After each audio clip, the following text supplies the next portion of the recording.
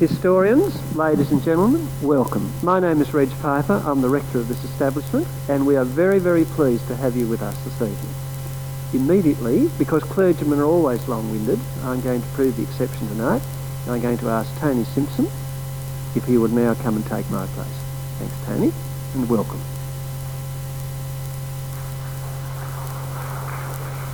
Thank you, Reg. Normally it's my great pleasure to welcome members and visitors of the Historical Society. Tonight I feel that we've been welcomed. Many of you won't be members of the Historical Society. Tonight is an official activity of the Historical Society of South Australia. We have monthly lectures.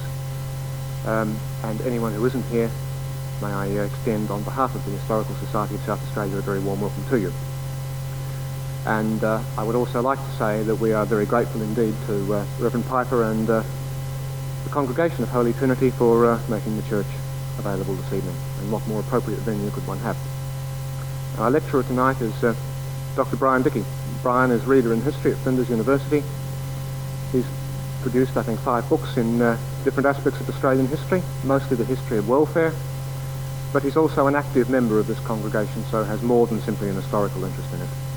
Brian Dickey, thank you very much.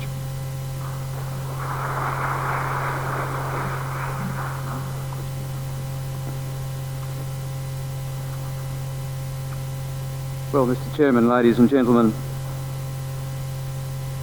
first might I render my thanks to you for this invitation to speak to the Society on a subject which is, of course, so dear to my heart.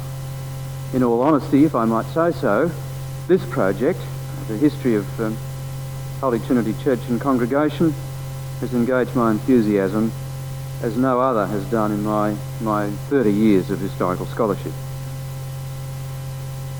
Let me join with the Rector in welcoming you all here tonight. Our Public Relations Committee also joins in that welcome, and they've arranged for the vestry behind me, on my right rear, on your left, to be open after the talk, so that the small collection of memorabilia can be viewed afterwards. Mrs. Brunt will be there to help you see that. Now, I've called my talk Holy Trinity Church and Congregation 1836 to 1868. That's the period of the first two clergy. And my intention in the talk is not to examine the process of planning for the colony and the emergence of arrangements for Christian ministry in South Australia. That sort of thing's been done by Douglas Pike and more recently by David Hilliard in his Godliness and Good Order. And by the way, I think David Hilliard is coming to speak to the Society. Rather tonight I want to examine the work of the first two incumbents in this parish and the evolution of the congregation which was under their care from 1836 to 1869 actually. There's a date, these things always happen. As will be apparent, I hope, from the flyers in the pews, my remarks are drawn from my history of the church, Holy Trinity Adelaide, which the trustees aim to publish on the 150th anniversary of the foundation stone of the church. Well, not quite, it'll be the 150th year, but we reckon that Trinity Sunday is the right day to launch a book on the history of Trinity Church. I'll be happy to receive orders for the book tonight. The Reverend Charles Beaumont Howard, colonial chaplain, arrived in South Australia aboard the Buffalo with the other members of the official party on 28 December 1836. Howard had been born in Dublin in 1807, trained at Trinity College, Dublin, before ordination in the Diocese of Chester, in England, in 1832. It was not a happy voyage to Australia for him.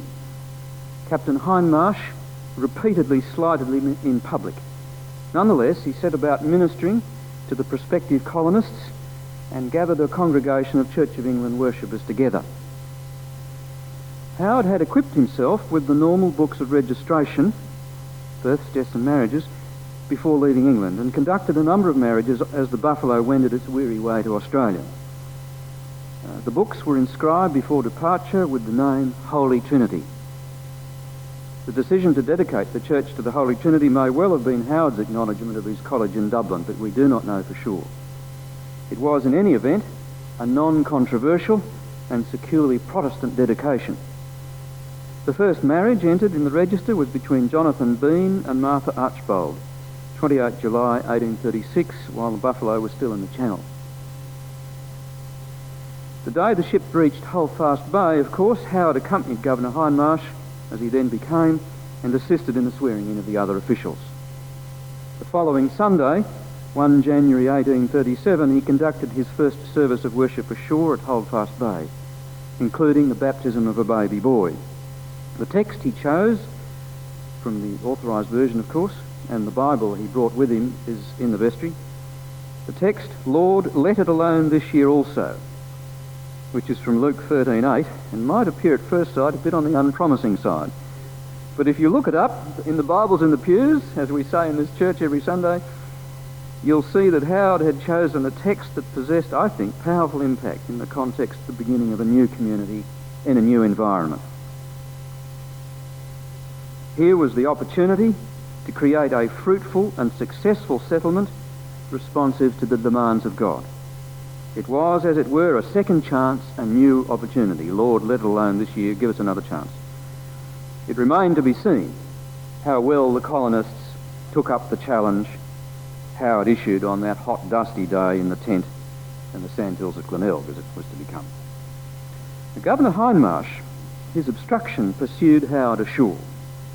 The Governor wrote to George Fife Angus a long and spiteful letter, which does Hindmarsh no credit. To Hindmarsh, Howard was Mr. Curry's protégé. Curry, one of the funders of the South Australian Church Society, a banker in London. Hindmarsh condemned Howard roundly as a conservative and his wife for worse. And Mrs. Dorothy Piper is not here tonight, so I can read this out comfortably. The one, that's the man, is an epitome of Sir Harcourt Lee. The other, wait for it, an insinuating, tale-bearing, handsome woman. He has no talent but fancies himself very zealous for religion's sake, mistaking the meaning of the word and fancying that high Tory politics means religion. Goodness me. Hindmarsh revealed himself quite ill-informed in objecting, for example, to Howard's announcement that pew rents would be charged in the new church. Attitudes such as that no doubt made the development of a congregation difficult. Howard's problem was to remain aloof from the party divisions which racked the colony in its first 2 years, and all accounts aver that he did so with some significant success. But what of a place to worship? He used a sale, then the temporary courthouse in Curry Street, and the remains of the prefabricated wooden church sent from England, which had not withstood the journey, before a stone church was erected on this site, essentially to the floor plan of the building in which we sit. The walls up to about 2.5 metres. The foundation stone was laid 26 January 1838. I allow you to chew that one over with respect to next year. The foundation stone, the cost was about £2,500 in all over some years, but it proved beyond the capacity or the willingness of Church of England supporters in the colony to pay. The debts to the banks rose as interest bills were added to the principal quarterly. It seemed to be an apparently insoluble problem. Amid the building work during 1838, Howard had to minister to his congregation. He made a regular practice of visiting isolated settlers, even though it entailed much weary walking or riding. He baptised and married as part of his duties as colonial chaplain, which he was, of course, as well as incumbent of this church. Church planting could involve personal costs as well as rejoicing. The announcement in the Register of 19 October 1837 of the birth of a son, Charles Neville, to the lady of the Reverend C.B. Howard was accompanied by a note of the infant's death. No time to mourn either, for Howard had to attend Government House that same day to observe Queen Victoria's birthday. Apart from the trustees, and I don't propose to go into that tonight, They were appointed under an indenture of 1837, which still applies. Howard had to gather a staff to assist him in conducting the services and caring for the church building once it could be occupied. It was customary and necessary to have a clerk to aid in the reading of the services. John Monk filled the post for some years. Charles Emery, at first bell ringer, and you heard the bell rung tonight, then pew opener, verger, and groom to both Howard and his successor, James Farrell. Monk claimed late in life,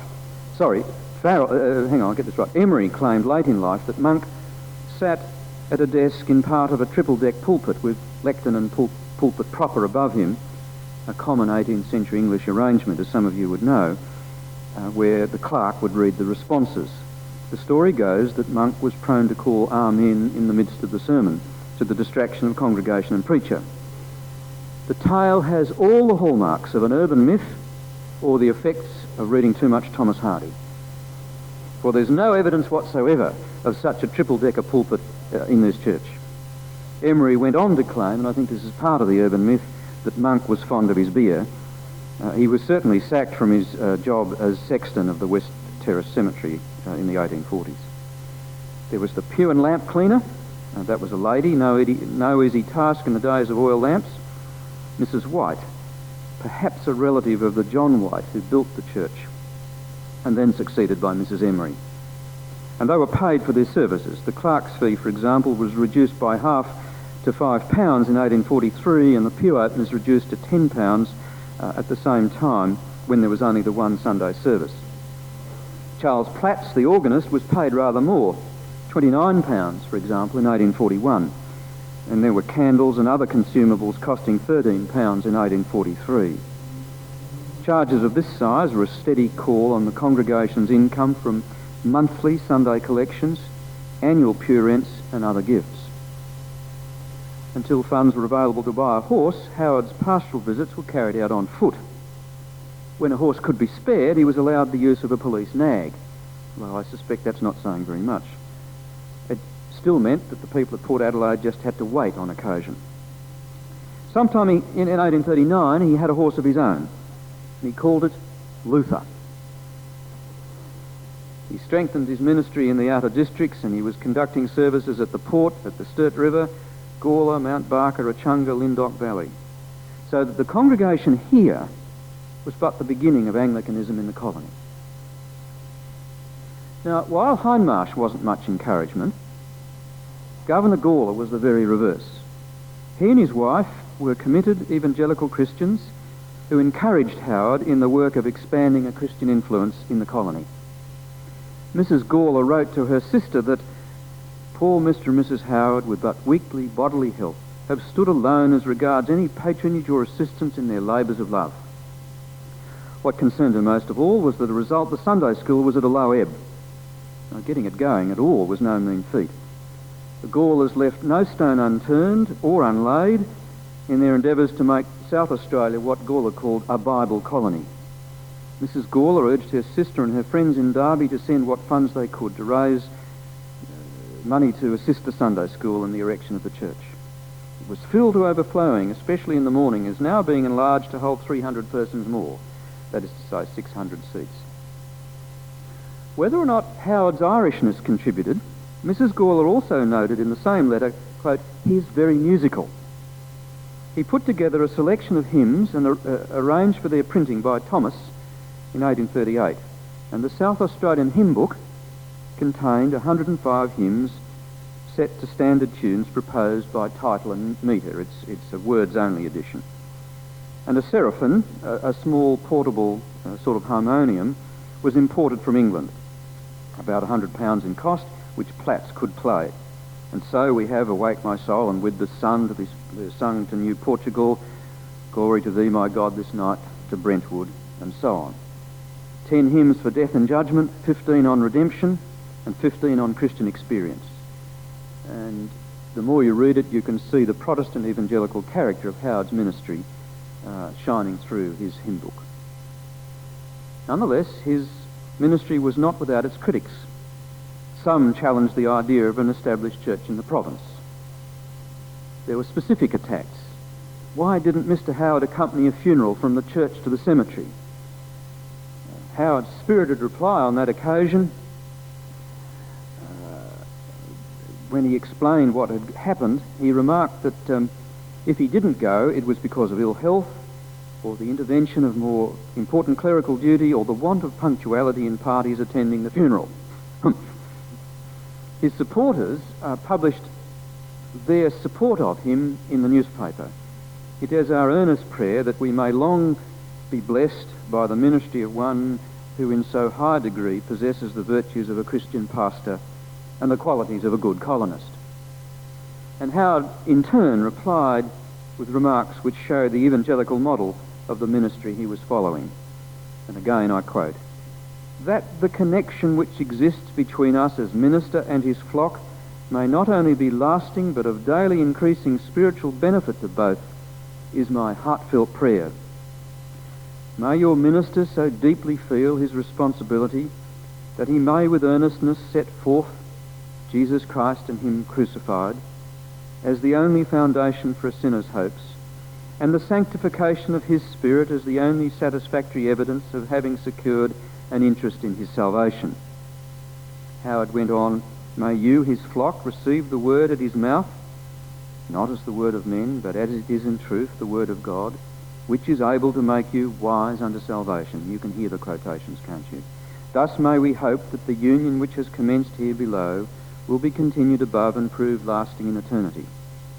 Now, the evangelical piety of the exchange may be cloying, but it's overwhelming in its force. But I'm afraid to relate that for the rest of Howard's short life it was not fellowship but money which dominated his affairs. The tale which unfolded from 1840 illustrates the character of the Anglican beachhead in Adelaide. Being both chaplain and parish clergyman restricted Howard's capacity to develop a clear parochial ministry as compared, say, with the Methodists. What is more, there might well have been amongst some Anglicans a lingering belief that the chaplain's salary absolved them from financial obligations of supporting their parish clergymen. The concept of a voluntary pastor stuck in more throats than Howard's. Not necessary in England, why in the province? But while those financial difficulties continued, the South Australian magazine published an appreciation of his preaching and ministry in 1842. To Howard was attributed much of the cordiality and good feeling which has existed amongst all denominations of Christians from the establishment of the province. He was described as uniformly urbane and gentlemanly in his deportment. He has succeeded not only in attaching to himself the members of his own congregation, but raising himself in the esteem of all others to whom he is personally known. And the writer went on, "Mr. Howard's style of preaching is simple and pleasing, but it possesses neither sufficient unction nor fervour to make him a popular preacher." You can all think of the clergyman you know. Without diving deep into the intricacies of theological disquisition or venturing rashly into an elaborate defence of particular doctrinal sentiments, there is sufficient in his ordinary preaching to secure a variety and to convince you that you are not listening to a mere moralist in religion, but to one who has an implicit regard to the doctrines of the New Testament.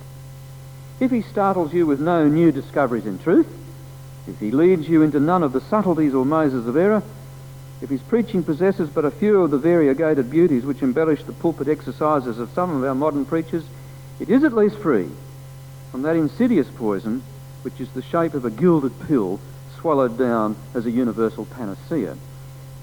His preaching is of that of a man who is slowly treading in the footsteps of others greater in eminence in regarding the sacrifice of Christ as the only sure guide.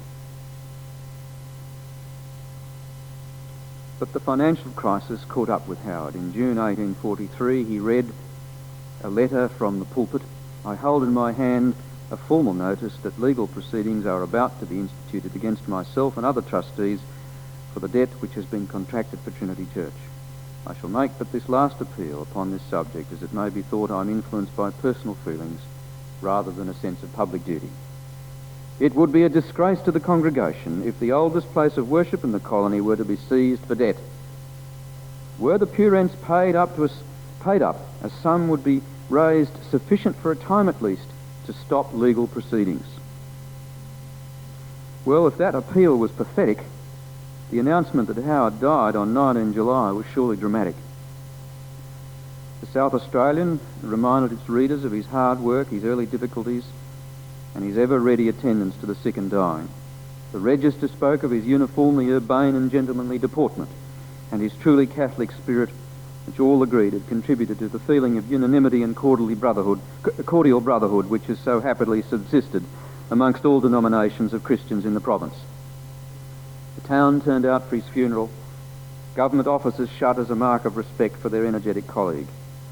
Funeral service attended by the Governor and many officials included Handel's I Know My Redeemer Liveth and his Dead March, together with Luther's Ein Feste Bürger. James Farrell, the only other Anglican clergyman in the colony, read the funeral service, as the newspaper put it, with impressive solemnity. Observers remarked that, quote, such a number of persons so completely overcome in their feelings have seldom been witnessed at a public funeral. The fashions of the day united with genuine sadness, I think, to evoke those tears from a community which recognised the passing of a devoted servant, especially when they reflected on the story of his last ministry. He'd ridden up to Mount Barker to visit the Bull family, whose child was ill, only to be soaked by heavy rain on the return journey, and it was from that chill that he never recovered. So I submit that the theme of devoted pastoral care was dominant in Howard's ministry, combined with a patently evangelical view of Christianity. That the process of creating a self-sustaining Christian congregation in the new province within the framework of traditional Anglicanism was by no means complete. Leadership, other than from Howard, had more than once faltered in the first 6 years. Income was not yet secure, and even the achievement of a permanent weatherproof church building was to prove to be some years away, as Howard's successor discovered. Well, a week after Charles Howard's funeral, Charles Sturt and Boyle Travers Finnis as trustees were grappling with the accounts, aided by the Reverend James Farrell. Farrell was another Irishman, somewhat older than his predecessor. He was born in 1803. He was based at this point at St John's, Halifax Street, the second church, sent to South Australia with support of the Society of the Propagation of the Gospel, SPG, in 1840. He was described in the South Australian magazine as one who was described as to drive away at the fundamentals of religion, perhaps with too frequent criticisms of the errors of other scholars or traditions. He had, it was claimed, a high notion of the Church of England and its episcopacy. I think these were views readily understood in the combative and missionary environment of Ireland in the 1820s, where the claims of the Roman Catholic Church had to be challenged and those of the United Church of England and Ireland promoted. Well, Farrell agreed to the trustees' request to conduct evening services at Trinity while conducting morning services at St John's. St John's had no lighting. This was in addition to his duties as colonial chaplain, to which post he was officially appointed in succession to Howard. The trustees advised the church wardens that the church wardens must pay the organist and the singers from collections only after the cost of lighting was met. And the debts incurred by those who were not trustees could not be paid off from pew rents, which meant that the note that Howard had signed for £1,100 and Gawler had guaranteed would not be repaid by the trustees. They were being tough. These were difficult days and strong decisions were called for. The Bank of South Australia kept up its pressure for repayment. Pew rents were reduced from £6 for a double pew and £3 for a single pew. You're sitting in them. Those single seats remained at £1. The justification was in part that as only half as many services were available, you only had to pay half as much, you see. But the reduction would permit contribution for those who in these depressed times could not afford to pay the former rate. So there's nothing new under the sun, is there? And you know where that quote comes from, don't you? That's from Ecclesiastes.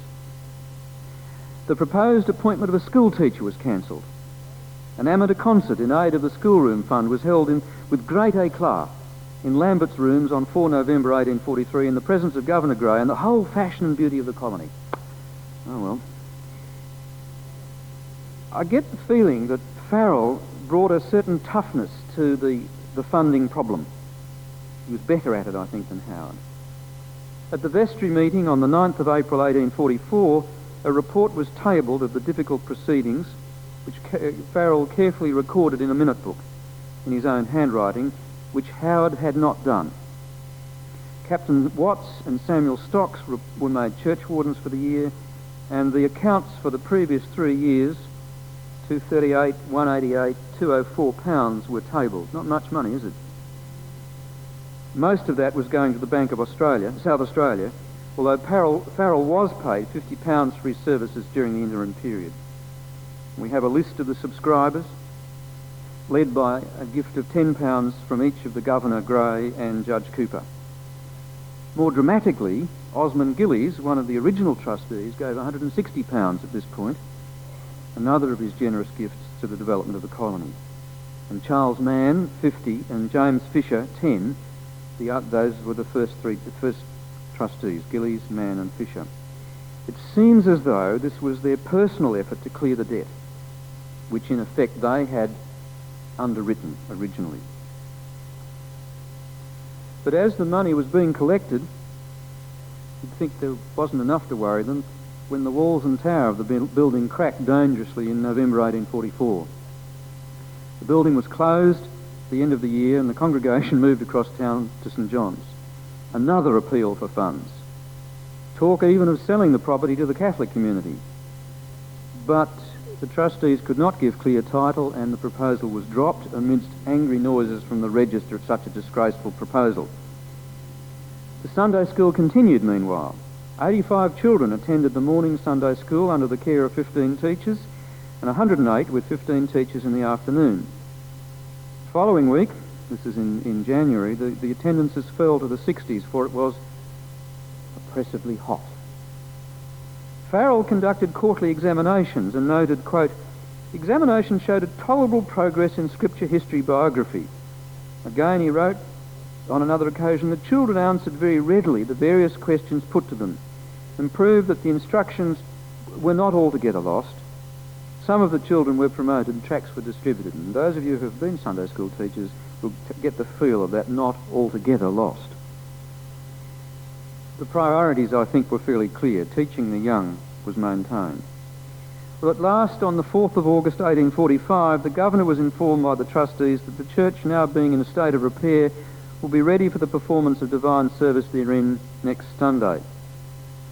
The hours would be as before, 11 and 6:30. Seating would be available for the Governor, his staff, the military, the police, and 1/6 of the seats would be without charge as required by the trustee. The ambiguous character of the church remained. It was still a practical part of government. Let me hand something out. Perhaps with your help, Tony.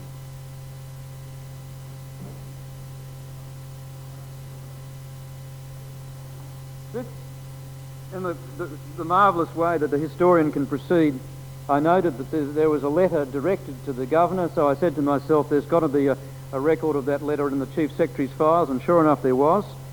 And I'd noted in the copy in the minute book there was a reference to an enclosure, so I looked for the enclosure and sure enough it was, and what you're getting is the enclosure. It's the seating plan that the pew holders had generated by their renting. Now if you point the map in the appropriate ecclesiastical way, you'll see the layout of the church and where the people actually sat.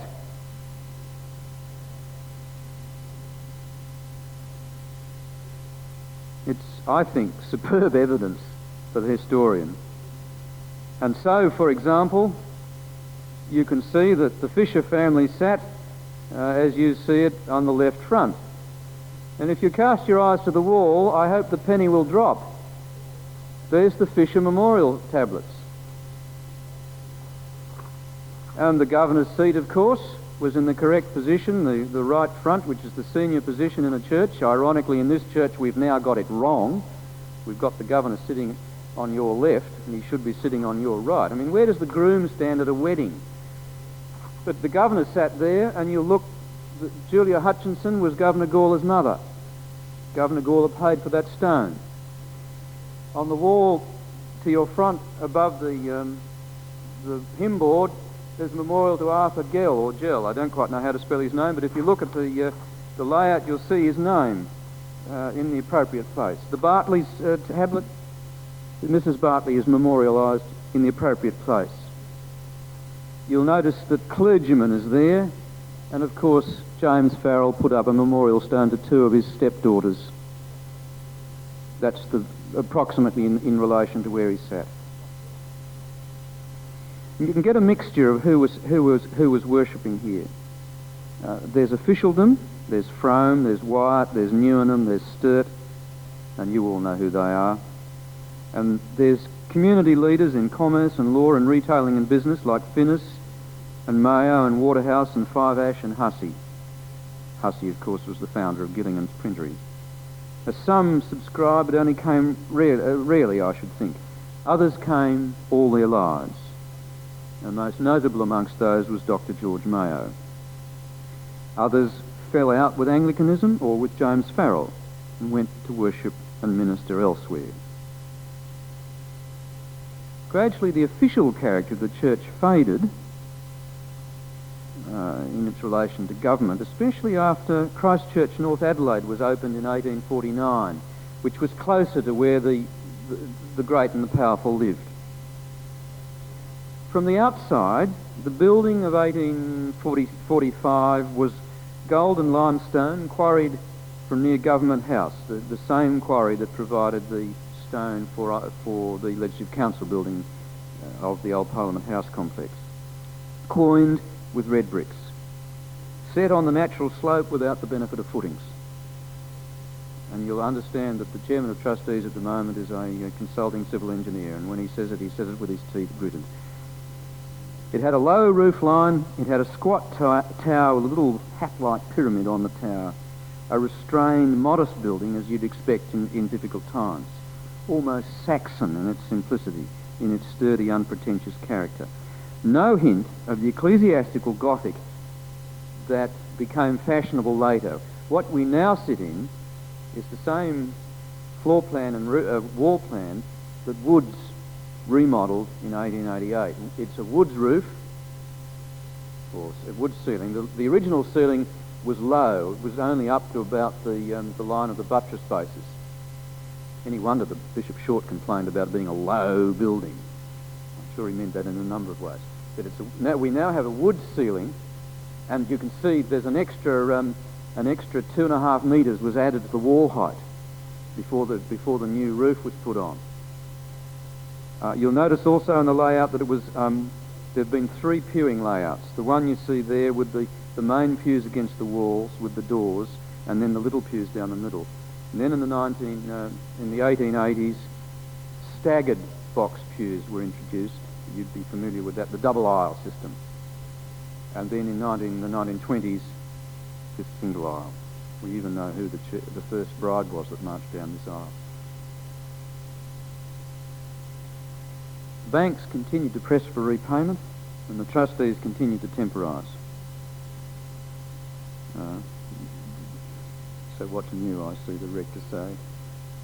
A more permanent schoolroom was built in 1846, which was paid from subscriptions after special sermons. And that's the building that briefly contained the school which Bishop Short took over on his arrival and turned into St Peter's College, that tiny link between the schoolroom on your right, where our little cottage is, and St Peter's College. 30 December 1847, Augustus Short was installed as the first Bishop of Adelaide in Trinity Church. And this, of course, would mean that Farrell could lay down duty as senior clergyman. Short would be in a far better position to design church planting, encourage the clergy, develop church government, that sort of thing. Farrell's parishioners were prompt to congratulate him on his ministry now that he was no longer, as they put it, first in place. There's a long list of signatories again in a public letter. They remarked that he had never shunned to declare unto them the whole counsel of Almighty God, and ever laboured to place before your congregation with all fidelity and earnestness the truth as it is in Jesus. A year later, and I think as some evidence of the growing bond between the congregation and their minister, the church was consecrated, which of course means that the debt had been paid off, consecrated to the Holy Trinity. And so in the late 40s and early 50s, the parish flourishes. A new parsonage was built to replace the initial one, a little bit of state aid there, and so that by the early 50s they could afford £200 to pay a curate, Charles Marriott.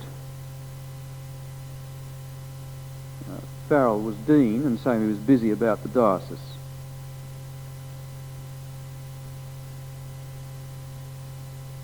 He was encouraging the establishment of other congregations, and that, I think, has created some awareness in people that, Trinity established our parish.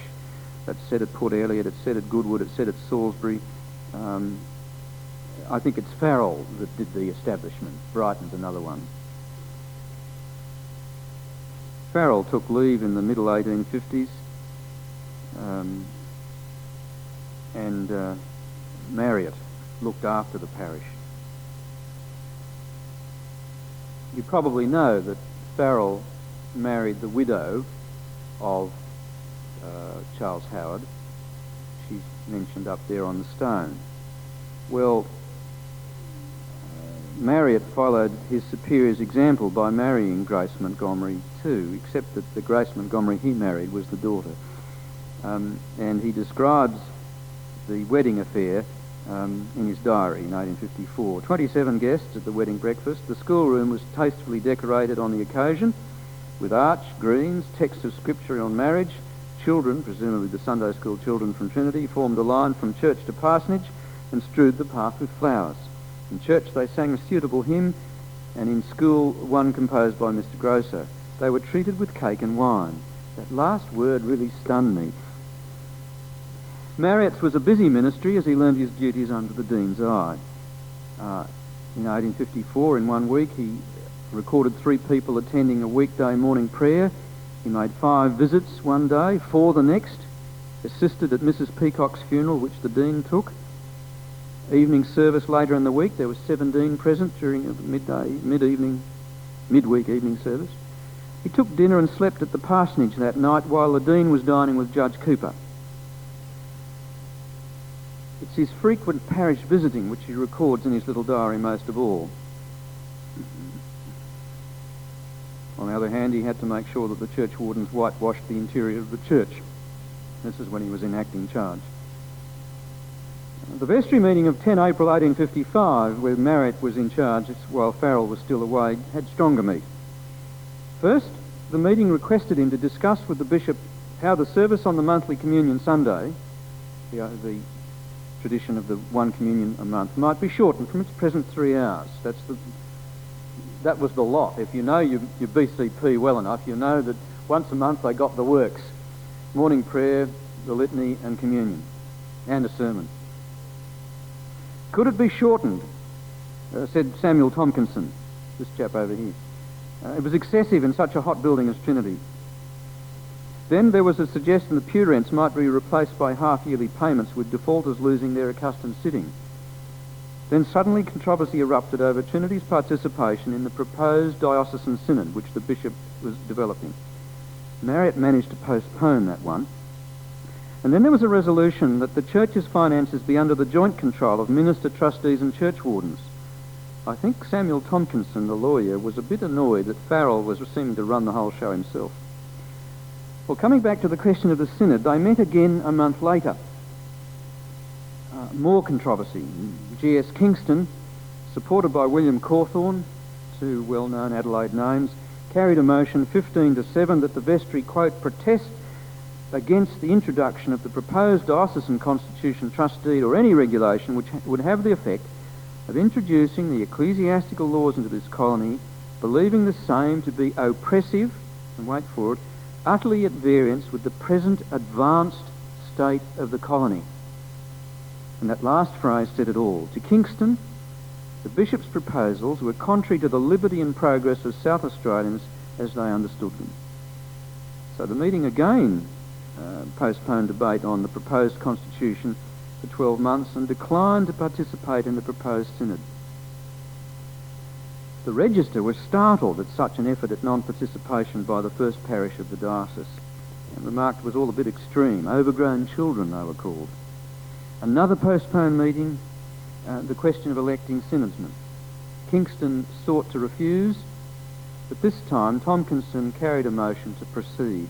I'm not quite sure of Tompkinson's motives. Well, then they worked on the principles that Short had laid out for the synod.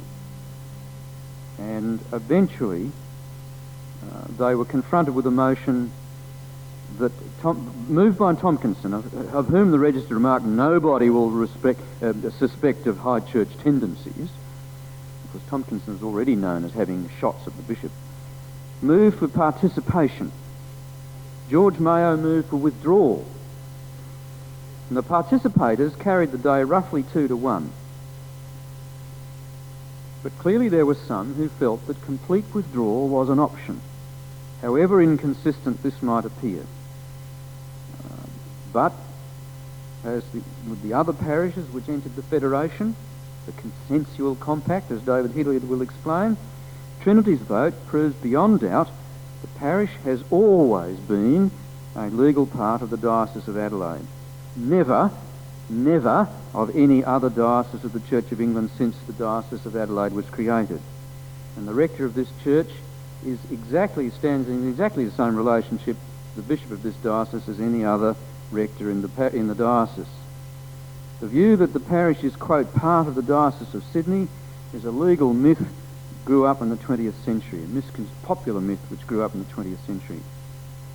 Nevertheless, some did withdraw. Kingston, for example, withdrew, partly, I think, because the parish at Brighton was being established. And where is Kingston House? But I think partly because he and some others were concerned more for personal freedom than they were for Anglicanism. On the other hand, George Mayo stuck with it for 40 more years. I'm not sure that we've got a proper memorial to George Mayo. We may have to take that up. Bishop Short remarked in his diary quite angrily about these proceedings, and we may be sure that he was kept well informed, remembering that Marriott was his nephew. Feelings ran high again in 1858 over the visit of Thomas Binney, a noted independent preacher from England. He became a symbol of common Protestantism, and men such as Tompkinson at Trinity were among his promoters, as was Farrell. Bishop Short declined to permit Binney to preach from Anglican pulpits, since Binney was neither episcopally ordained nor subject to Anglican discipline. Such an insistence on Anglican church order, whatever Short's protestations to the contrary about unity, created a furore. Short inadvertently, in fact, had begun the debate by writing to Binney a long and generous letter about the grounds on which reunion might be achieved, a letter which was published. It's a remarkable exploration for its time about the problems of reunion, but nevertheless he wasn't about to do away with the Church of England. But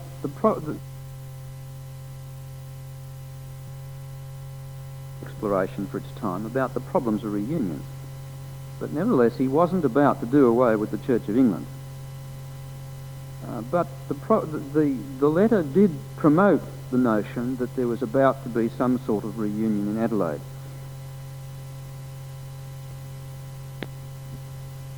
He urged the creation of an alliance between what he called the members of the, quote, General Reformed Church of Christ, all with capitals, of course. And he was elected as one of the synodsmen from Trinity at the end of that year, along with Nat Oldham, Dr. Wooldridge and Samuel Stocks. But his motion for such a reunion was shelved at synod, as Short was delighted to record in his diary. So that sort of move was not on. And 12 months later, MacDonald declined to serve as a Trinity synodsman. I think he realised that he'd stepped out of line. Dr. Howell could perhaps guide us on whether this is proper for a governor to be involved in. The debate about Trinity participating in the synod kept on rumbling away within the parish for some years. There were concerns about the power of the synod, in which the bishop and the clergy could vote separately for matters of doctrine and some other matters other than finance. Too much power in the hands of the priests, obviously. But once again, the participators carried the day, but still by a divided majority. But gradually the notion of non-participation went away, partly, I think, as the first generation of those closely bonded Protestant settlers faded away. One of those who spoke against the notion of a vote by orders, in other words, one of those hostile to the power of the clergy, was the young Reverend Richardson Reed. He was critical of episcopal power, and he was rebuked by some of the seniors in the meeting. He was, like Howard and Farrell, born in Ireland, but he'd been brought to the colony at the age of 7. Sunday school pupil at Trinity, teacher at St Peter's College, the first locally trained man to be ordained by Bishop Short.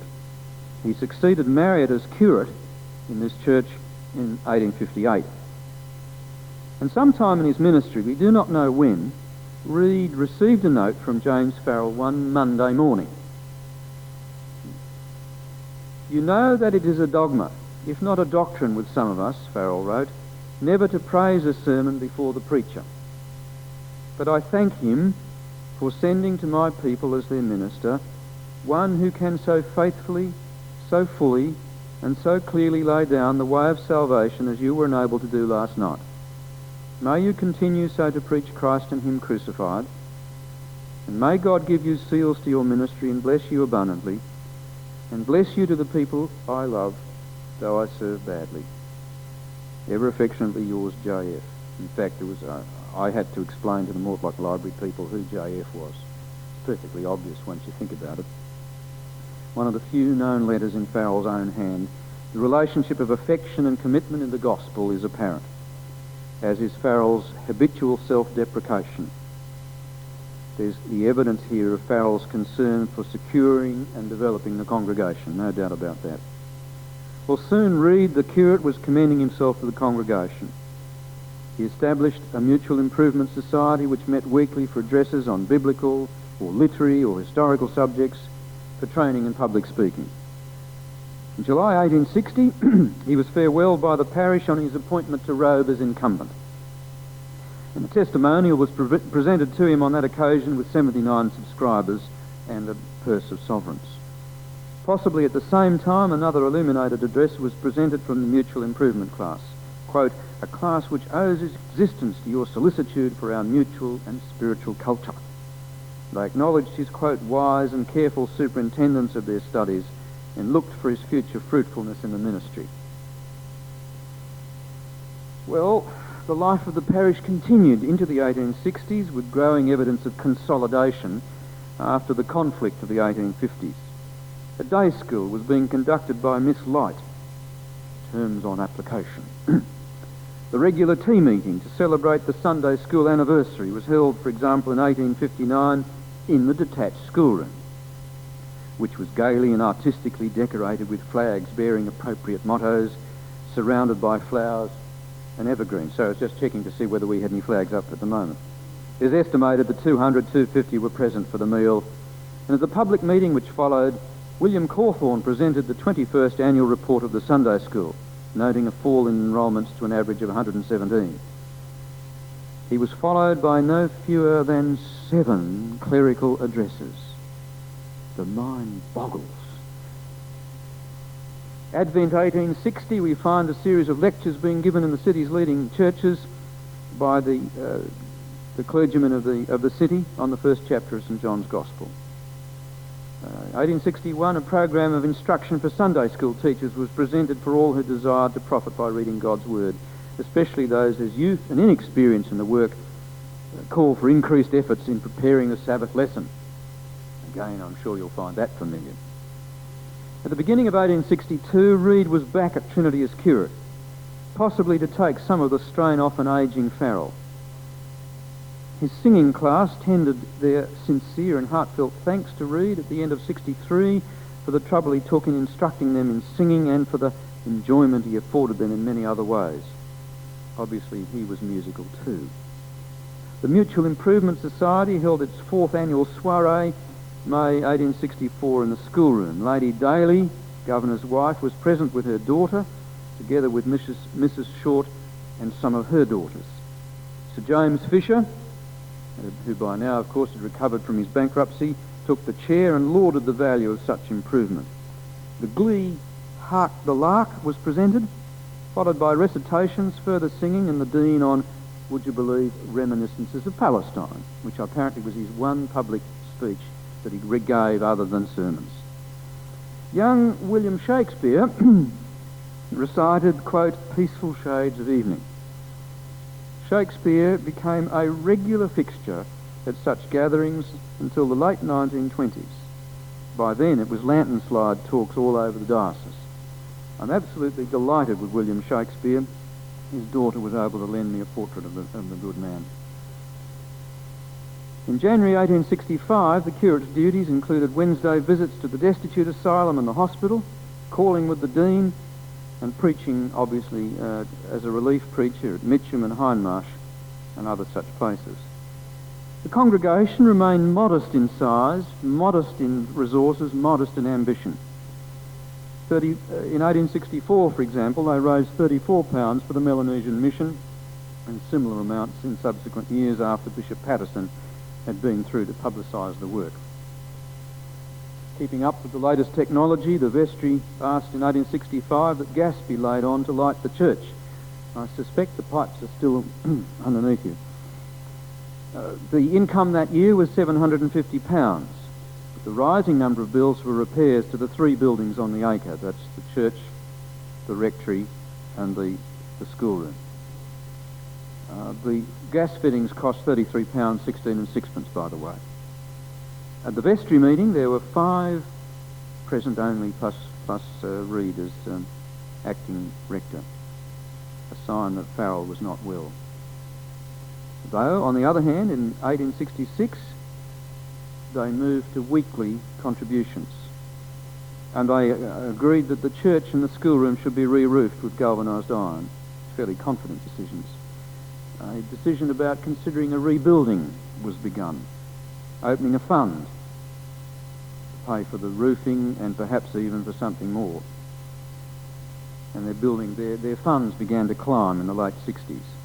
Better times, I think. And then again, in 1869, Reid was in the chair. James Farrell had been granted leave to travel to Europe in an effort to recuperate his health.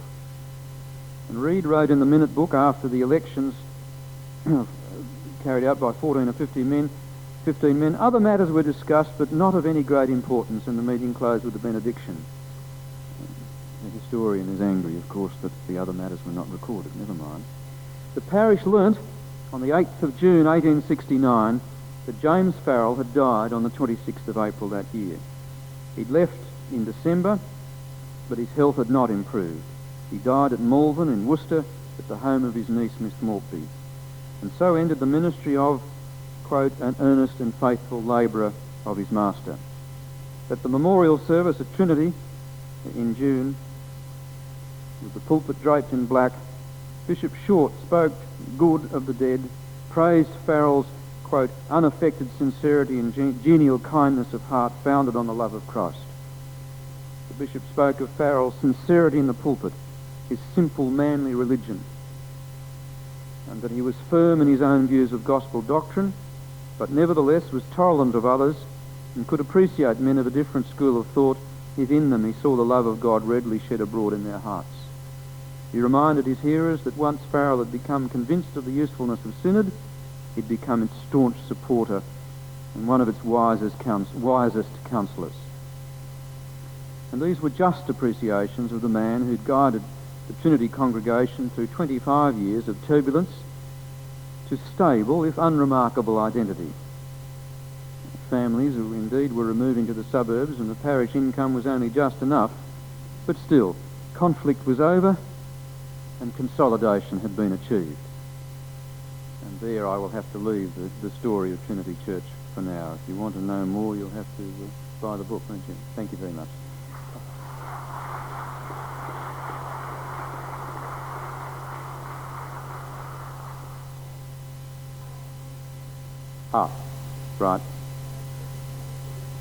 Right.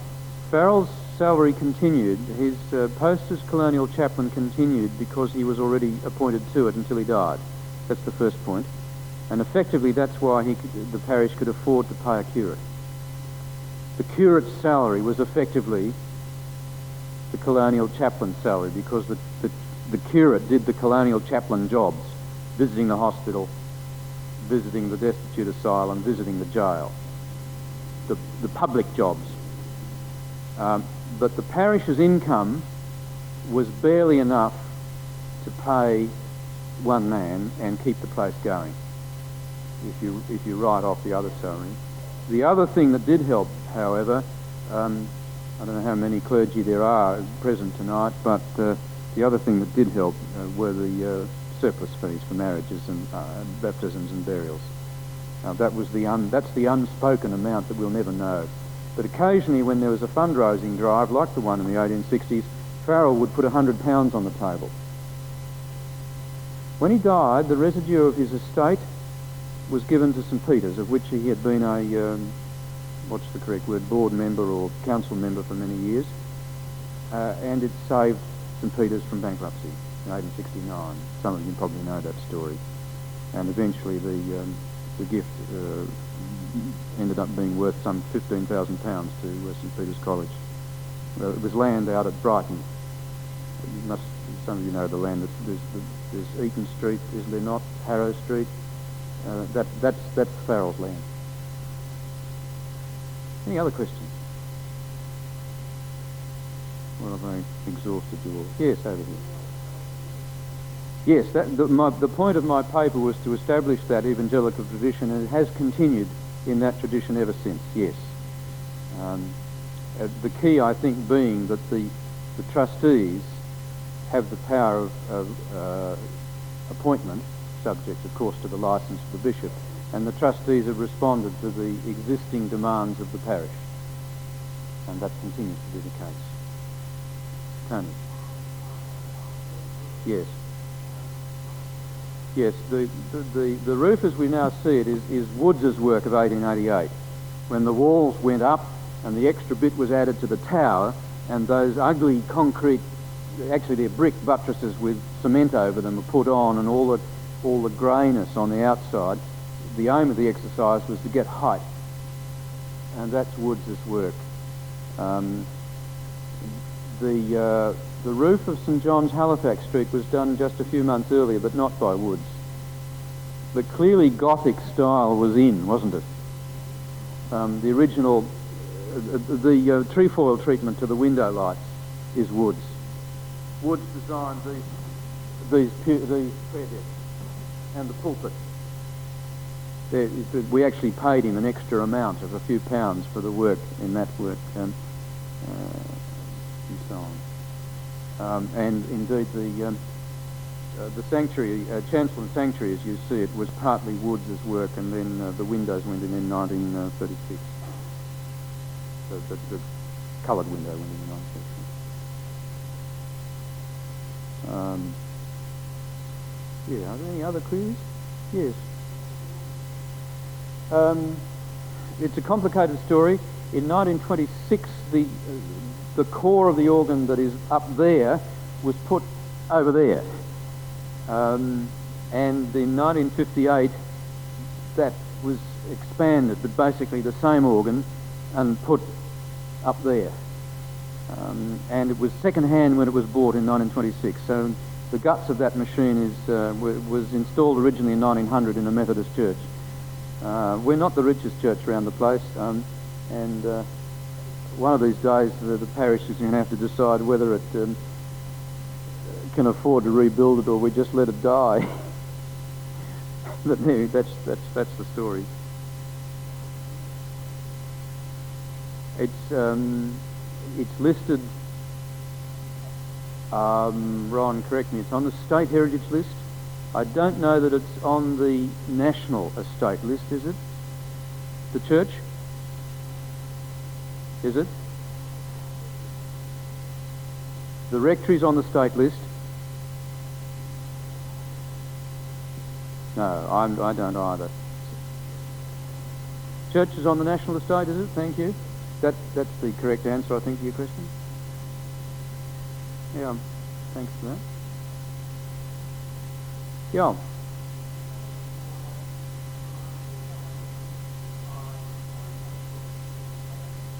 Right, okay. I left out that stuff, but yes, certainly. The Act establishing the colony of South Australia, when brought into the House of Commons, reflected the outlook of the most of the planners and had no provision in it for any religious establishment. The bill was amended during its passage through the House of Lords to include a clause providing for the appointment of such chaplain or chaplains of the established churches of England and Scotland to be paid for out of the land funds. Land funds? Land funds. Or, no, revenues of the colony, sorry.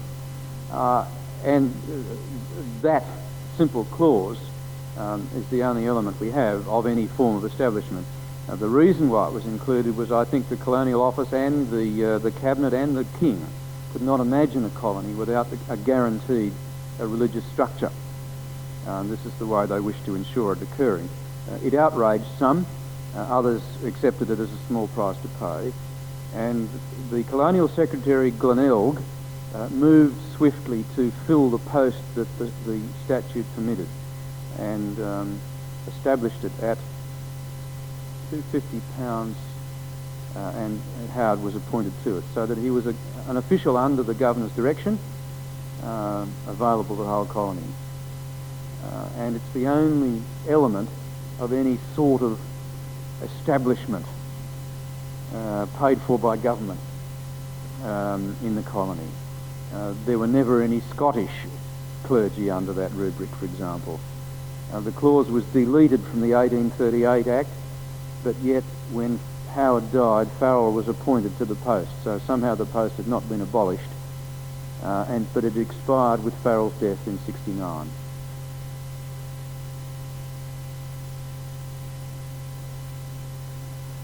No, well, that's perhaps, if I may say so, a misconception, I suppose. The Governor certainly worshipped here in the 1840s, yes. But gradually the habit of the Governor worshipping in the one place became more a matter of the Governor's preferences. Now, who was the Roman Catholic who was the Governor, Peter? Daly. Clearly this wouldn't have been his parish church, would it? Except that he may have come here or to the cathedral when it was opened. Was St Peter's opened in his time? No. But there were public occasions that governors would go to. Weigall, who was governor in the early 20s, was a regular attender. Galway was a regular attender. Galway saved the parish from some embarrassment. But since Weigall, it's been less and less likely that the governor has come to church as part of his normal habit.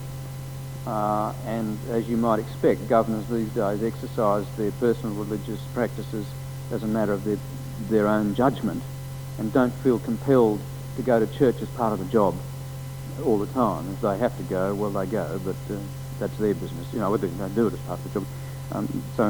But we do have a pew marked a governor, even though it's the wrong one. We do occasionally come, and sometimes he comes down here and sort of swings towards Dr. Howell, and the rector sort of has to twist him to put him in there, where we customarily put him these days, but that's our fault, not his. Yeah.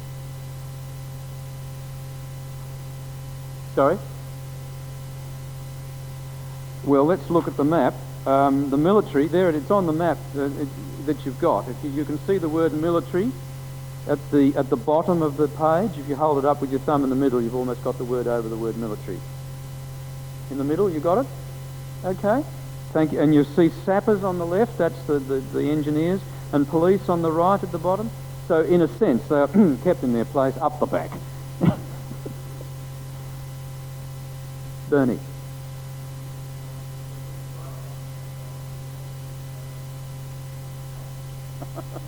But, yeah, you... I see. You're telling us why people came to church, are you? Yes, right. Okay. Thanks, Bernie. Well, are there any... Yes, certainly. That's fun. Max, one of our trustees.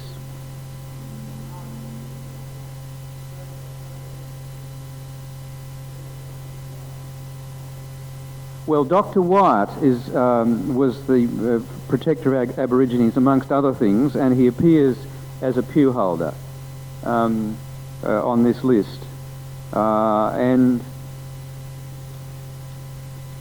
one of those Cawthorne pictures, the little girls marching to church, are they Aboriginal girls, you think, Bernie? Yes, well, there's another link. And the little side galleries up on my left and right, there were tiny little galleries on either side, and one of those was for the Aborigines. And so for some period of time, while there were still Aborigines in the little settlement under the supervision of the protector or at the school. Now the settlement was, correct me if I'm wrong, the settlement was roughly speaking on the western side of Morford Street, northwestern side, wasn't it, where the big car park is? I think I'm right. Isn't that right, Ron? Over the river and down there.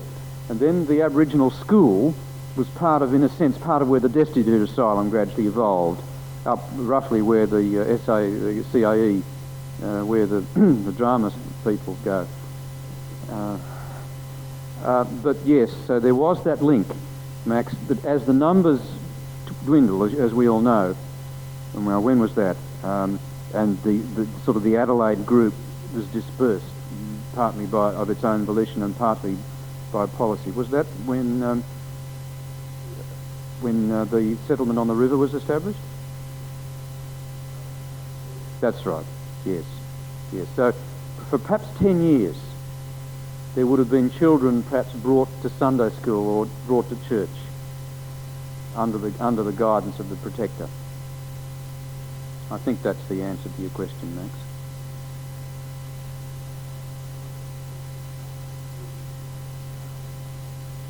Right. The pew layout, as you know it now, was done by a former rector in 1920. We know it wasn't done in 26, and we know it was done before 1930.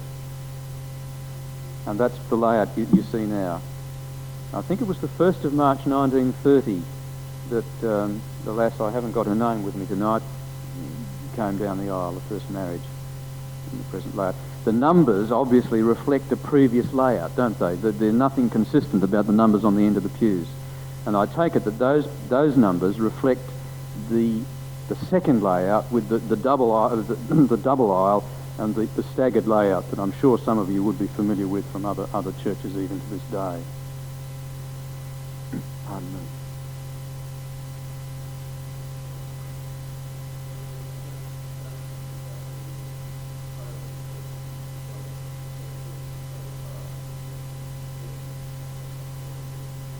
Yeah.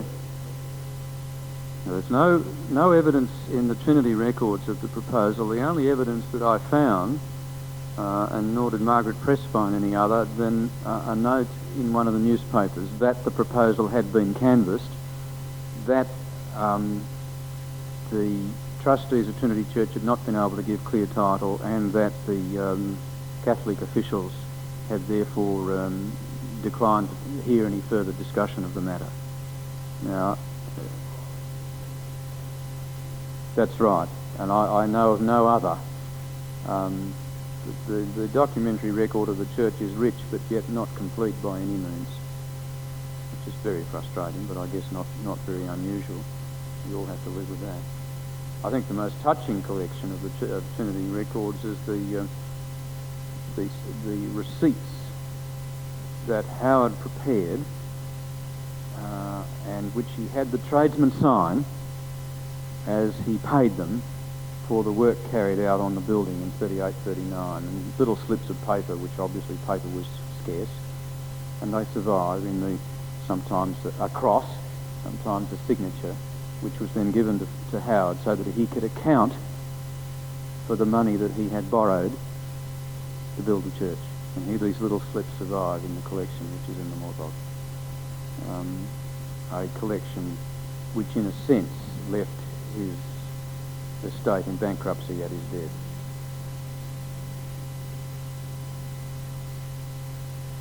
Perhaps, Tony, that might be the end of it. Reg, you have a question?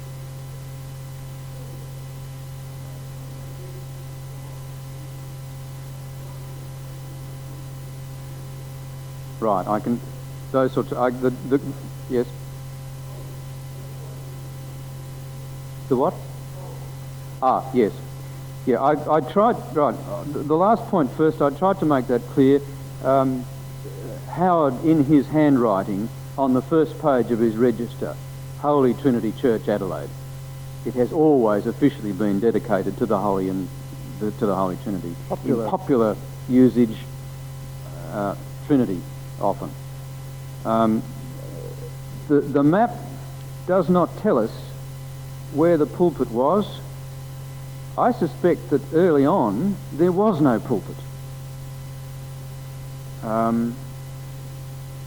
The distances are there, you might notice, and the chancel as in this plan is shorter than the existing chancel. And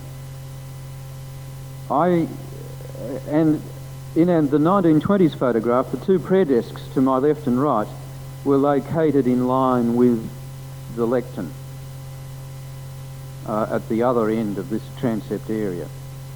The cross behind the altar or behind the communion table was installed after discussion in the parish, paid for by Mrs. Broderick in memory of her family in 1932, I think, 32, 33. But where is the communion table? Where is the pulpit? I do not. I presume there was a communion table against the ecclesiastical east wall. Where else could you put the darn thing? Yeah, it was certainly movable. There's no question of that. It's described at one point as a table when the existing facility, which is installed by the table, the Manchurian oak table, was installed by the Reverend Mr. Webb in the 1920s, and the older table was given to a mission church. And then the oak panelling was a memorial to the Webbs, who died in 1925, memorial by the parish, so that what you see there, that creamy oak timber dates from the 1920s. Yes, again.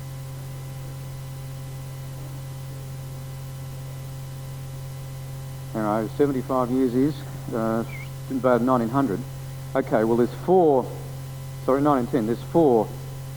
And St Mary Magdalene's had not been established at that point, so there's four, one in each quarter. Trinity, St Luke's, St Paul's, and St John's. Okay, the cathedral was never built where Light imagined to put the cathedral, which is in the middle of the four parishes. All right, so the cathedral retreats to North Adelaide.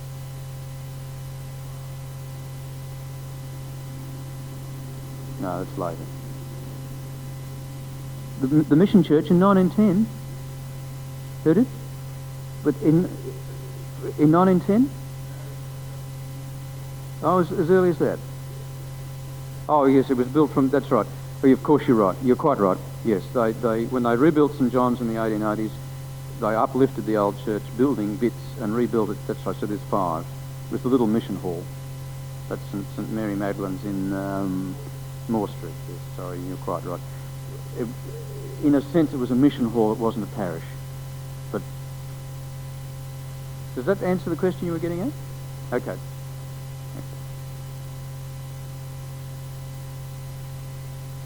That makes fine. Any other observations?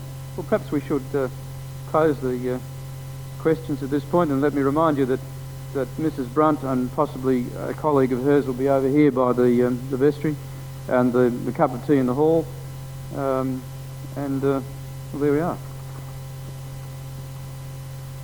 Brian's not going to escape that easily.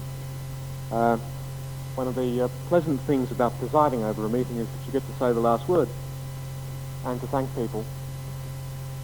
And I think this lovely church, which has always struck me as a little island of civilization and reflection, as it is besieged by the 20th century in the form of some of the abominations of 20th century architecture in the form of this bridge, and of course Sodom and Gomorrah, one block away in Hindley Street.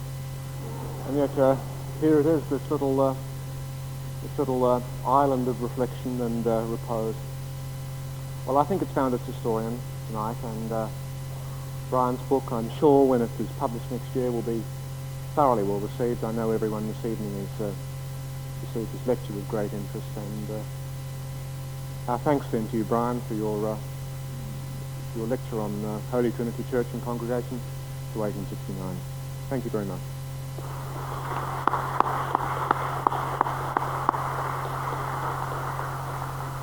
There is one final announcement I'd like to make. This is the first of two lectures the Historical Society is having relating to the history of the Church of England. Brian's lecture tonight has been about a particular parish. The next lecture will be on Friday the 2nd of October. Now that's in our normal venue, the State Library Lecture Theatre. And Dr. David Hilliard, one of Brian's colleagues, will be talking about the history of the church in a wider sense than one particular parish. So if you'd like to build on Brian's particular study, David Hilliard will be doing so on Friday the 2nd of October, and he'll be talking on godliness and good order, the history of the Church of England in South Australia. Thank you very much.